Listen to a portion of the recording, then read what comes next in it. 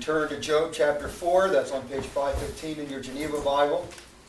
I'll remind you that in Job chapter 1, Job is afflicted. God allows the devil to afflict Job. He takes away his family and his possessions. And as Satan had not had enough of afflicting Job, and then Satan was given the right to take away his health. And as you remember, 3 friends of Job had traveled to spend time with Job. And Eliphaz, Bildad, and Zophar did arrive. And they sat silently for a whole week.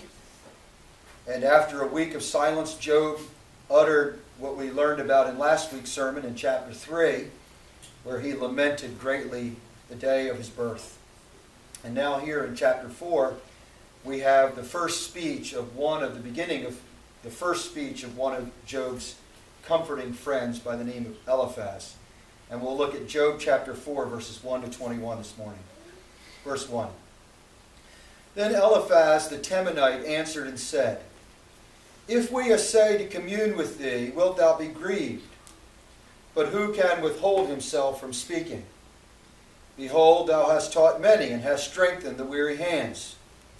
Thy words have confirmed him that was falling, and thou hast strengthened the weak knees. And now it is come upon thee, and thou art grieved. It toucheth thee, and thou art troubled. Is not this thy fear, thy confidence, thy patience, and uprightness of thy ways? Remember, I pray thee, who ever perished being an innocent, or where were the upright destroyed?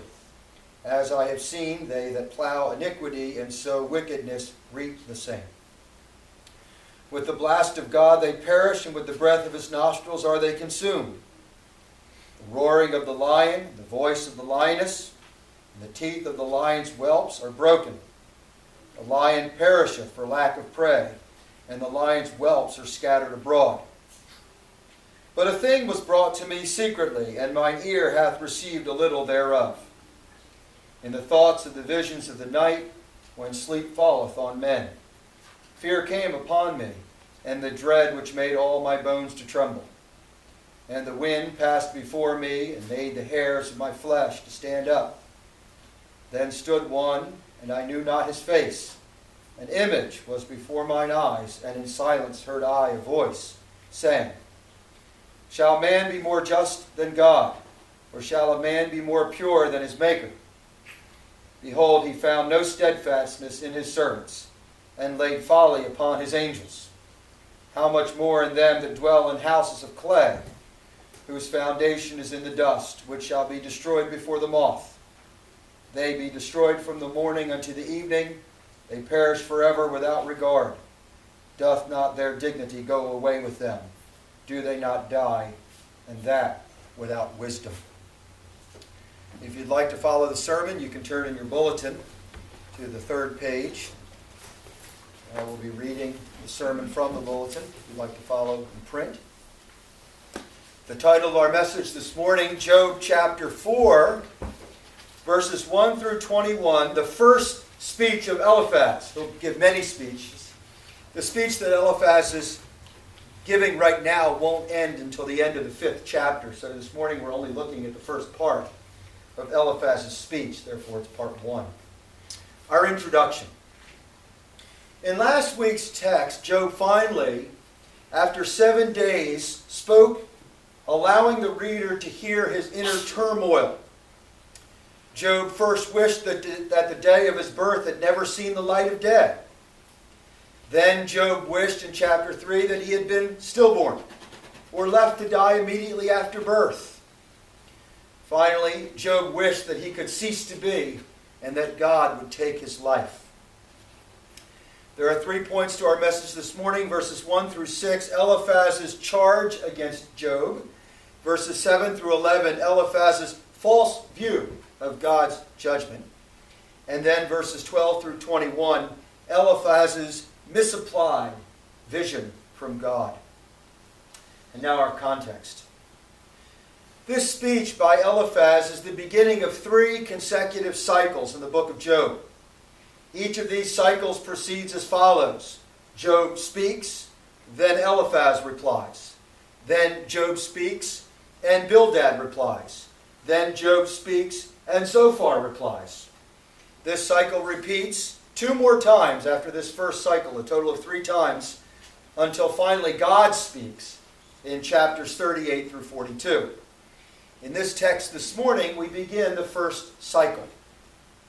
Verses 1 through 6, Eliphaz's charge against Job, verses 1 and 2.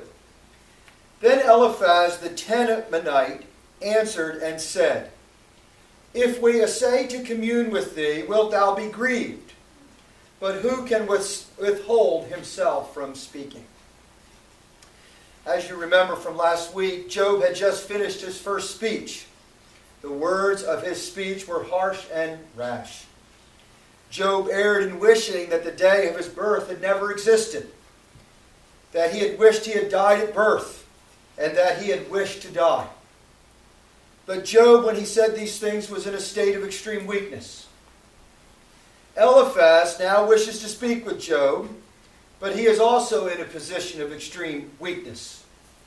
He wants to speak with Job, but he doesn't know how much more Job can bear. Eliphaz begins by saying, If we essay to commune with thee, wilt thou be grieved? In other words, if I try to speak with you a word of counsel or even reproof, will you take it poorly? He goes on to say that he expects that Job might not respond well to counsel. But who can withhold himself from speaking, says Eliphaz. Eliphaz says that for the sake of Job, in one sense, he should remain silent, but believes that he cannot remain silent or keep from speaking because Job needs to hear something that will shake him from his current state of mind. Eliphaz is also compelled to speak due to the unreasonable and ungodly words spoken by Job, which call into question the wisdom and providence of God. Verses 3 and 4, Eliphaz continues to speak here. Behold, thou hast taught many, he's speaking to Job, and hast strengthened the weary hands. Thy words have confirmed him that was falling, and thou hast strengthened the weak knees. Eliphaz takes notice that Job had performed in the past the role of comforter very wisely. He had done so with his neighbors, with his friends, and with his children, such as in Job 1:5 and chapter 2, verse 10. But Eliphaz turns this into a criticism, arguing that Job has not learned and will not practice the same advice that he's given to others. Job had taught others how to understand and how to come to terms with their own suffering. And now, in the moment when his experience needs to be applied to his own cause, he cannot stomach his own advice. In the text, it says that he had strengthened weary hands and weak knees, which in biblical terms stand for depression and an overall loss of energy and purpose, as in 2 Samuel 4:1, Isaiah 13:7, and Psalm 109:4, among others. Job can strengthen the weary hands and weak knees of others, but not of his own. Verse 5. But now, says Eliphaz to Job, it, that means great destruction, has come upon thee, and thou art grieved. It toucheth thee, and thou art troubled. Eliphaz continues as if to say, since you have taught others, why can you not teach yourself? Is not this evidence of your hypocrisy, that you have prescribed that medicine to others which you will not yourself now take? And so you contradict your own past advice and move against your own former principles. Thou that teachest another to faint, dost thou now faint? Romans 2:21. Eliphaz accuses Job, saying that Job allows in himself that which he would not bear in others. What was in others a vice, in Job it seems to be a virtue. Job is wise for others, but not for himself. He's a good doctor to cure others, but not himself. And he is quick-sighted to see the faults in others, but not his own. Verse 6. Is not this thy fear, thy confidence, thy patience, and uprightness of thy ways? This is a very difficult question. I'll try to explain it. If Eliphaz proved unsympathetic in his first criticisms, in verses 1 through 5, Here in verse 6, he goes well beyond sound theology. Eliphaz argues that Job, according to the amount of suffering, must be a hypocrite, and that all his past talk of God and his devotion was insincere. Eliphaz argues that a person can make a splendid show of religion, but in the end, he wrongly states, their prosperity is the ultimate judge. In other words, every person on the earth that's prosperous must be pleasing God, and every person on the earth that is not prosperous must be displeasing God. We know how wicked that is. That's not correct thinking. He sets out to prove this notion by using Job's former speech as evidence that Job was never really sincere. Eliphaz asks Job to recollect his own experience as he answers two questions. The first asks, "Is not this thy fear and thy confidence?" Which is to ask, did not your fear of God and the integrity of your life, by which you made such a profession, really only proceed from the love of yourself and the prosperity of the world? And secondly, as to thy patience and uprightness of thy ways, Eliphaz reasons that Job must have sinned and lost his assurance. For if his fear and confidence were genuine, they would be maintained during this time of suffering. In other words, since Job loses his patience, which we might use the word assurance, it is clear evidence that his confidence was lacking, or at least not genuine, which assumes that Job was a hypocrite and had reason to doubt his assurance. For if Job had been sincere in it, God would not have inflicted him, nor would he have behaved so poorly under this affliction. In other words, Job's weakness and lack of prosperity are evidence of his hypocrisy. For God would never afflict anyone who was sincere and upright. This, of course, is wrong theology. But unfortunately, Eliphaz will continue building off this false argument. Of course, if you have a bad base, only error can follow. We come to our second point, verses 7 through 11. Eliphaz's false view of God's judgment. Verse 7. Remember, I pray thee, whoever perished being an innocent, or where were the upright destroyed? Eliphaz first set out to prove Job a hypocrite by using Job's demeanor against him. And now Eliphaz continues in his error by saying that God's afflictions of Job are further evidence of his hypocrisy. Eliphaz is not suggesting that Job is wicked in the sense that he is not a believer in God, but that he is more wicked and hypocritical than he lets on. In other words, Eliphaz thinks that Job has some secret sin, and his punishment is evidence of this secret sin that he's been hiding. Eliphaz asked Job to recall his own experiences in verse 7. Now, with false pride, Eliphaz speaks of his own experiences out of his own false modesty. He supports his false premise with two circular arguments. The first argument states that if a man does perform wicked acts, he will surely be punished. And the second is that if a man appears punished, then he must have performed wicked acts. Like Job and his wife, Eliphaz errs by assuming only two possibilities. He cannot fathom that all that happens bad, so to speak, is not necessarily the result of sin. Eliphaz challenges Job as if to say, give to me all the examples you have heard of someone suffering, whether seen, heard, or read about, and tell me if they were righteous and innocent and not deserving of their fate. The problem with these two arguments by Eliphaz is that although at times they might prove true, where God punishes the wicked and rewards the righteous, they are not universally valid. In other words, they don't happen that way every single time. God may punish the wicked by his wrath, giving man what he deserves, but this rules out God bringing a man low for his providentially unseen purposes. Purposes that we might, like Job, never know. Eliphaz errs in believing we can know the whole mind of God. Possibly had Job had the scriptures, he might have cited Abel and others who suffered, though righteous. Sometimes the righteous do suffer, and it's not sin. Verse 8. As I have seen, says Eliphaz, he continues in his error, they that plow iniquity and sow wickedness reap the same, which is partially true. Eliphaz continues to argue that as Job has never seen an example of a righteous man afflicted by God, so on the contrary, Eliphaz has seen many examples of wicked men cut off for their wickedness. Eliphaz is obsessed with the doctrine of retribution, or what we call the doctrine of rewards and punishment. He insists that all the good that happens must be the result of God's reward, and all the bad that happens must be the punishment of God. Verses 9 through 11, Eliphaz continues. With the blast of God they perish, and with the breath of his nostrils are they consumed. The roaring of the lion and the voice of the lioness and the teeth of the lion's whelps are broken. The lion perisheth for lack of prey, and the lion's whelps are scattered abroad.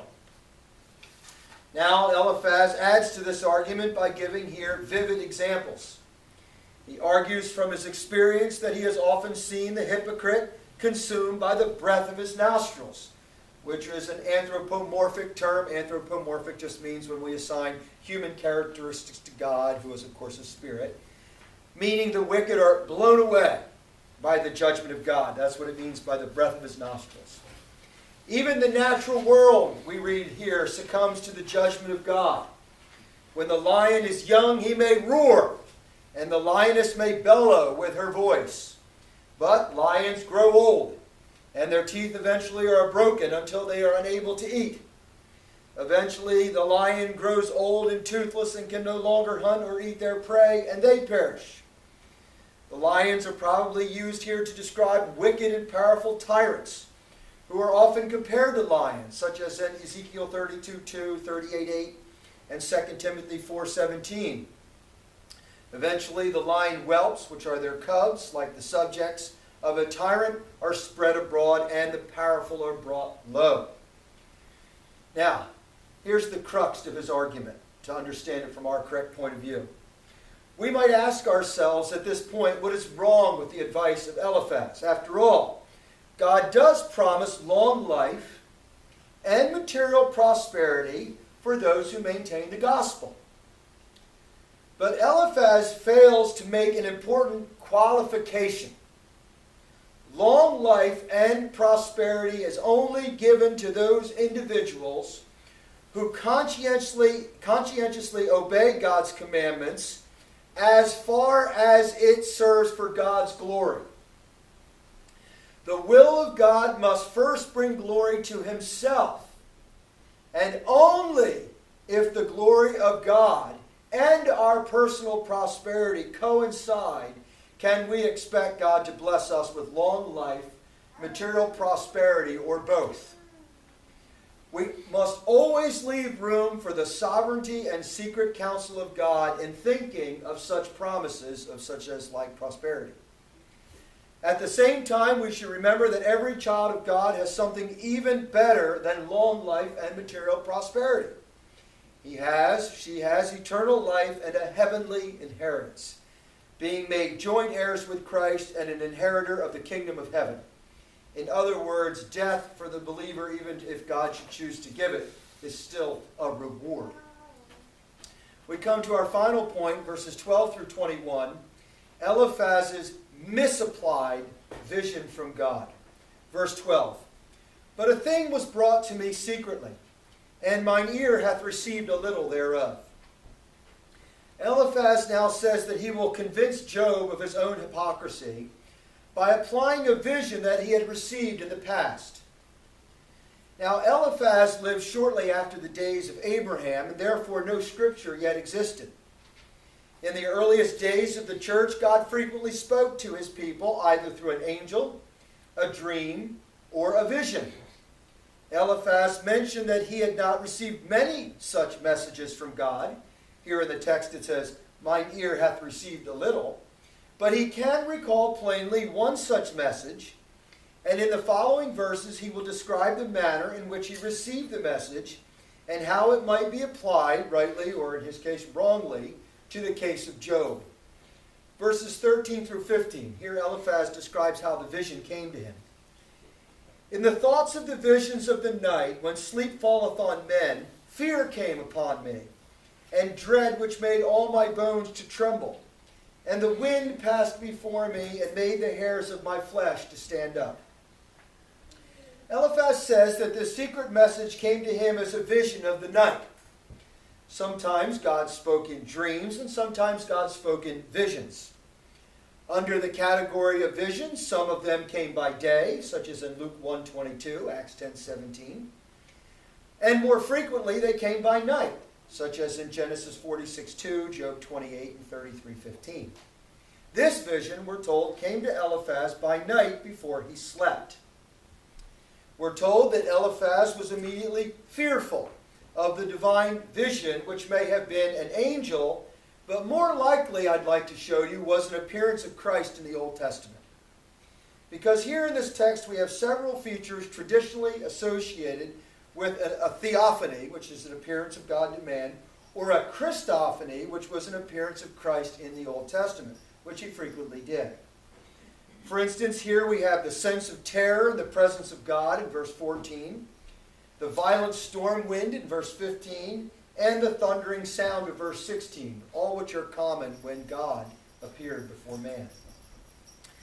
Many past saints became fearful in the presence of the divine. God used this fear to prepare them to hear and obey his following words.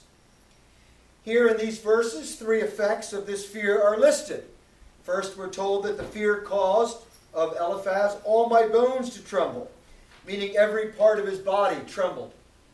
Secondly, it says the wind passed before me, which lends itself to believe this was an appearance of Christ in the Old Testament, for God often passes before the eyes of men in a wind. For example, the divine appearance of God is said to have come in the wind or a whirlwind in 1 Kings 19:11, a great and strong wind in Ezekiel 1:4, the wind of a storm in 2 Samuel 22:11, riding upon the whirlwind in Nahum 1:3, and speaking from the whirlwind in Job 38:1, 40, verse 6. So when you see this word wind, it often means that it's an appearance of Christ. And finally, the vision, we're told, also made the hairs of my flesh to stand up, which is equivalent to our modern statement, made his hair to stand up on end. Verse 16 and 17. We continue in his vision, and now he's more specific about his vision. Then stood one, and I knew not his face. An image was before mine eyes, and in silence heard I a voice, saying, shall man be more just than God, or shall a man be more pure than his Maker? The apparition, we're told, passed before Eliphaz and disappeared many times, possibly to draw his attention to the passing of this terrifying, unrecognizable form. Having finally drawn his attention, this apparition stood still. The verse says, then stood one. The face of this being, probably Christ, was unrecognizable. The text says, and I knew not his face. Christ having not yet come to earth in the form of a man. The apparition had likely made considerable noise as it passed in front of the eyes of Eliphaz many times. But now we're told it stood, and it stood silently. And then came the voice. The voice asked 2 questions. Shall man be more just than God? Or shall a man be more pure than his Maker? Now these 2 questions were arguably for Eliphaz to consider for himself. For this event that Eliphaz is describing happened in Eliphaz's distant past. But now Eliphaz uses the words that God spoke to him and tries to apply them to Job's case wrongfully.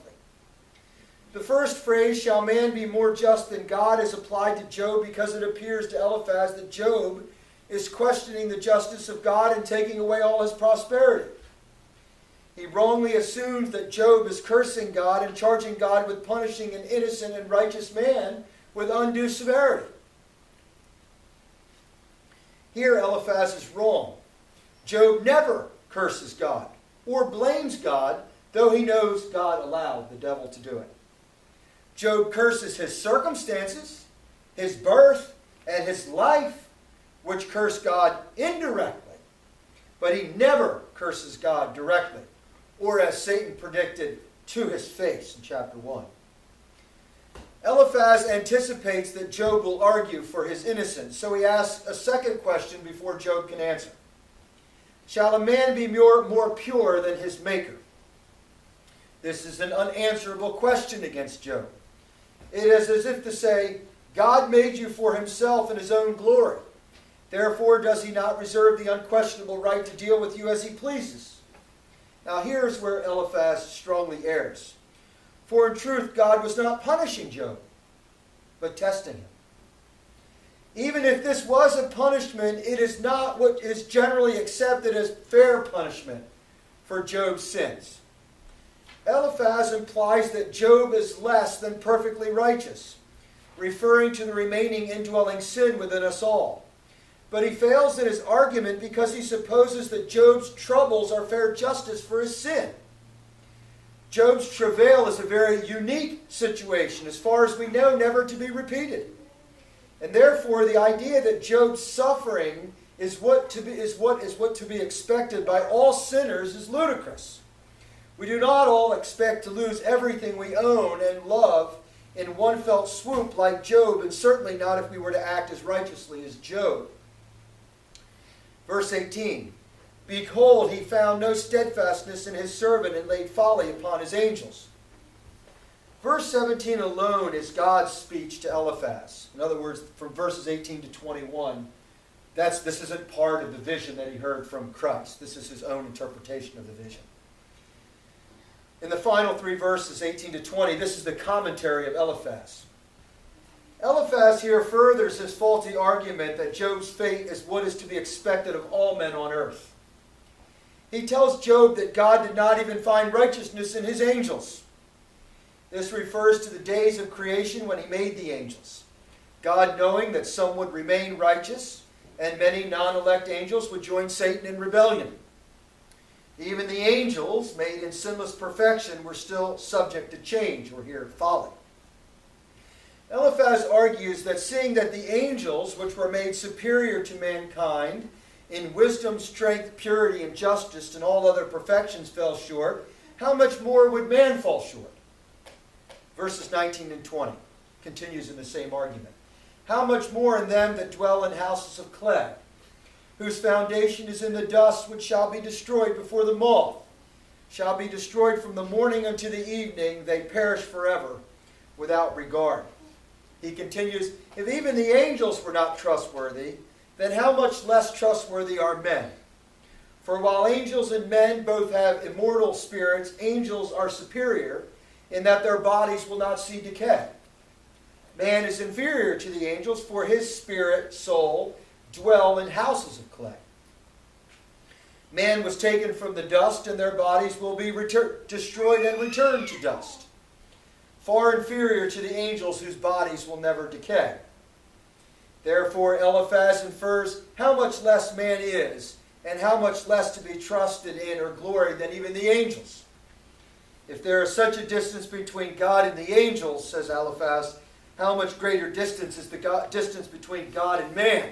He's still arguing that his punishment is fair. Angels' bodies are immortal, but man is soon crushed. The earthly house of his body is dissolved. He dies and wastes away as easily as the text